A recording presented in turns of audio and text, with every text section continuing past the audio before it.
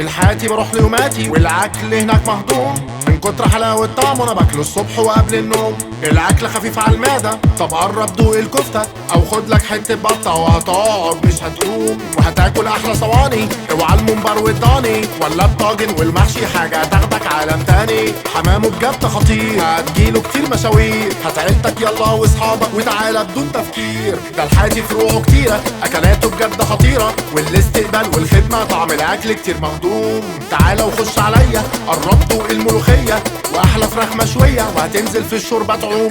الحياتي ده طعمه جنان ما يتوهش العنوان، فروعه في كل مكان والاكل هناك مضمون. رقم الطلبات قدامك رن ابعت لنا عنوانك 19 6 3 8 احنا نجيلك في مكان. الاكلة اللي تيجي في بالك اطلبها واحنا نجيبها لك، عندنا وجبات مخصوصة حتى اللي ما يخطرش في بالك. الحياتي بروح ليوماتي والاكل يا ناس مهضوم من كتر حلاوة طعمه انا باكله الصبح وقبل النوم. مش أي حاتي يبقى الحاتي.